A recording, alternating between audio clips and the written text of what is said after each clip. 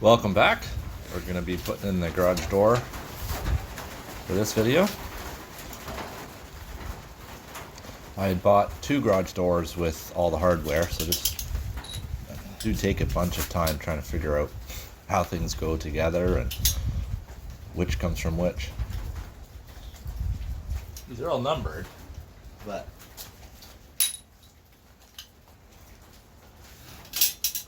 for example, these two are numbered 2 and 3.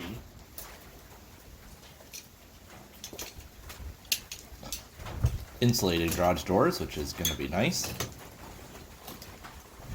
Garage door singular, because I'm only putting one in the shed. The other one I sold.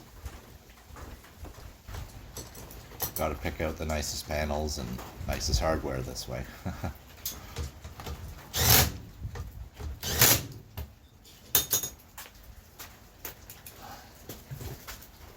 It's a 8x7. I initially was looking for a 9x7, but it would not have fit because my exterior dimensions is 10 foot, but then you subtract 6 inches on each side, and then you need extras for your rails, so it does leave you kind of short.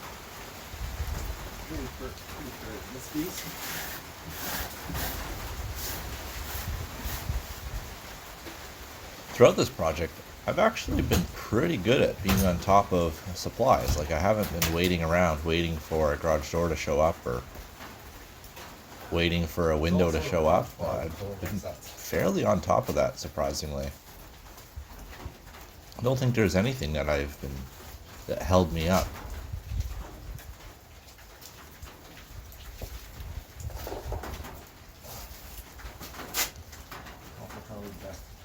Mind you, I didn't get anything. Well, the garage doors I got like 2 months ahead of time. The window and the door I got like the same week I needed them, basically. But as you can see, I got 2 piles of insulation in the back, so I'm all caught up for that. This here, the bottom has the wear. So we're gonna assume that goes like that. Sorry for the audio. There's a bit of not white noise in the background, but pitter patter. That because it is raining today, and that's why it's a great day to do a garage door.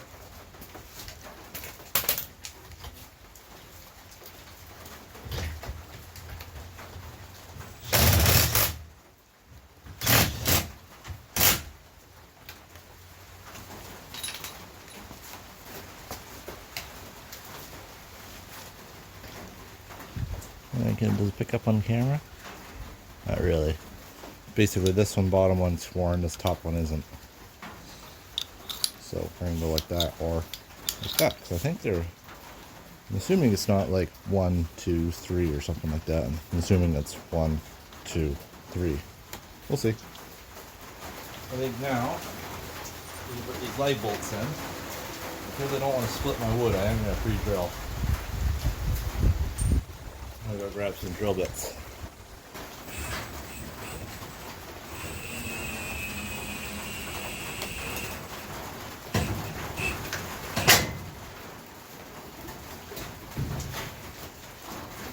Sure is nice having a roof on. You might see it in a few frames. There is water still coming through. That's because I don't have a ridge cap on. So it's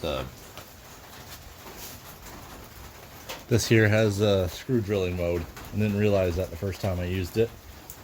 I had it in 3 instead of 1 for a bolt. There's roughly a 4-inch gap in the entire roof line where some water can still get in. You'll see that in the upcoming video, how I put on a ridge cap and venting and all that.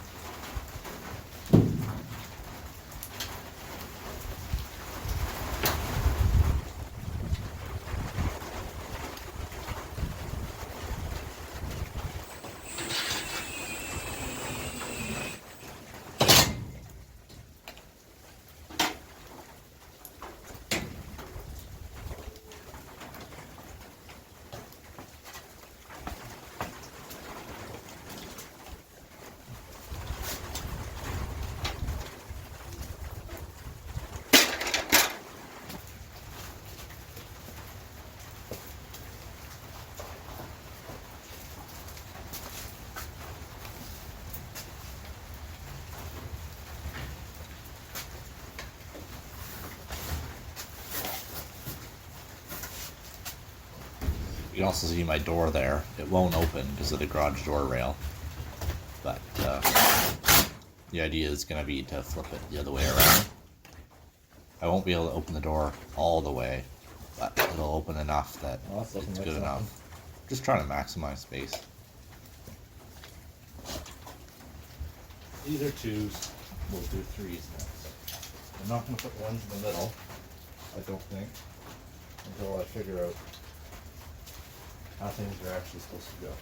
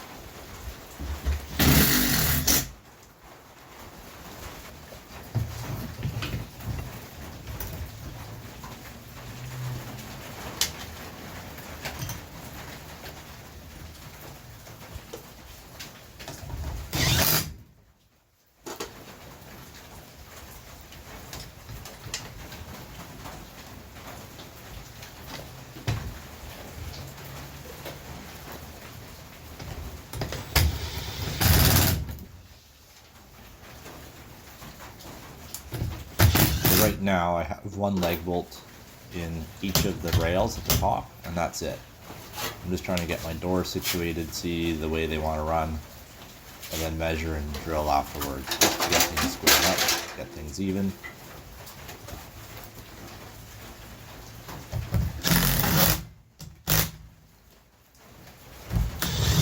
Actually a fairly straightforward process once you figure out how it works.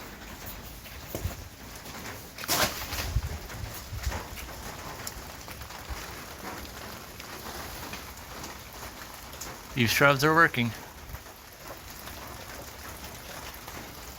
Just going to do something about it just spilling that close to the walls. So as it turns out, I thought we needed 3 of these centerpieces, but this one already had it on. And this is one I was wondering about, because the cam, like where the pivot point is different than the bottom ones. The bottom ones matches our number 1s. So number 1s we're going to use.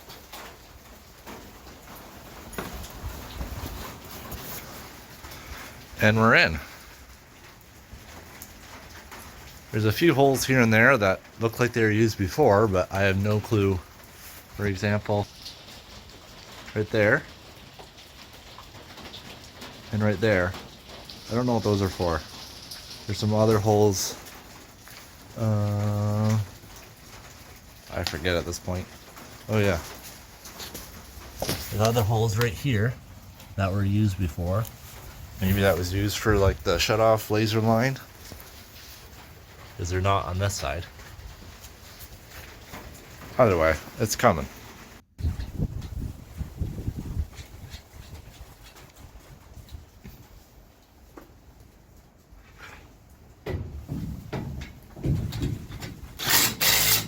So that's garage door. The rest of the video is putting in the spring, setting the height, measuring the width, and setting the spring tension.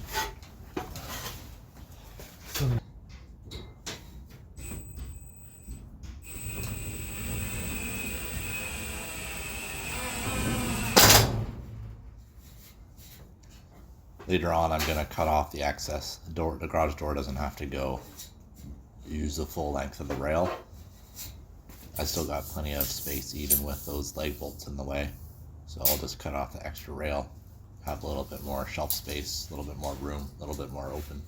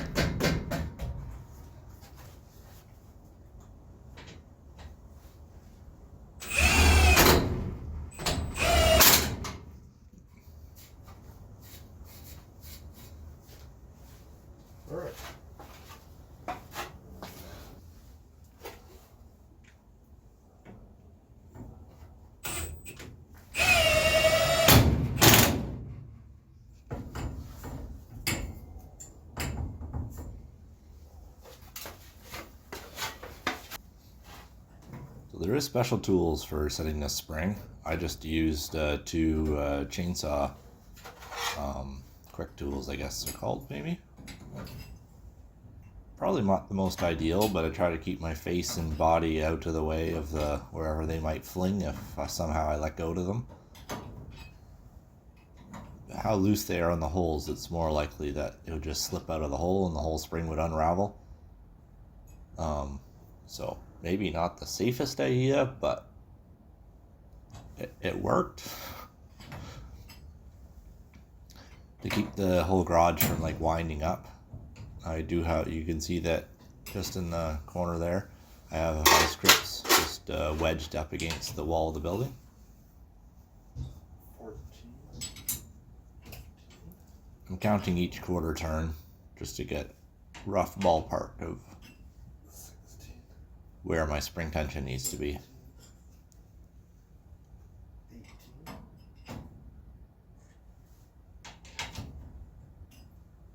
19.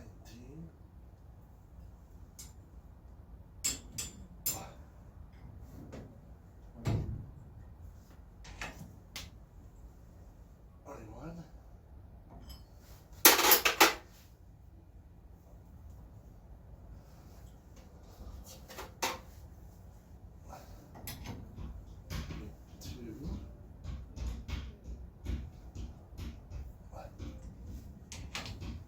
3.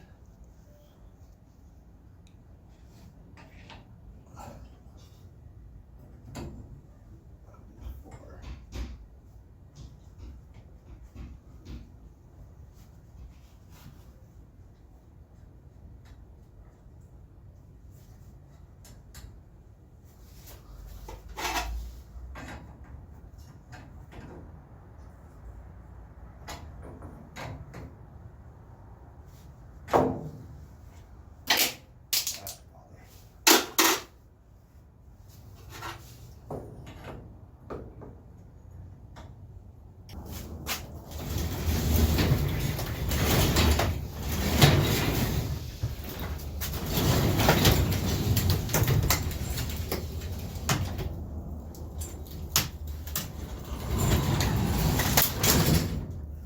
Bother.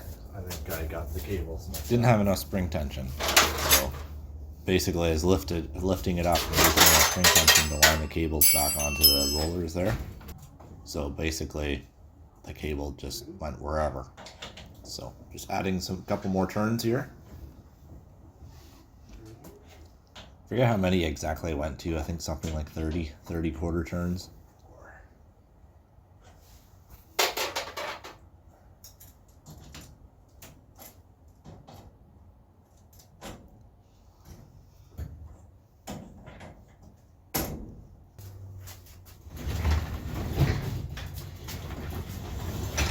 Still seems like a little bit not enough tension, but it works. And I probably won't touch it, but maybe I should just add 1 or 2 more quarter turns. I don't know. It works pretty good right now.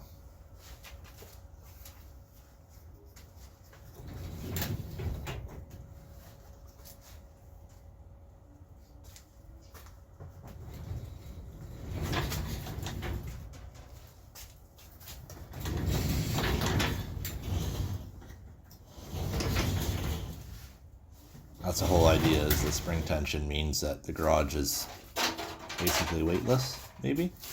It stays where you put it. Beautiful.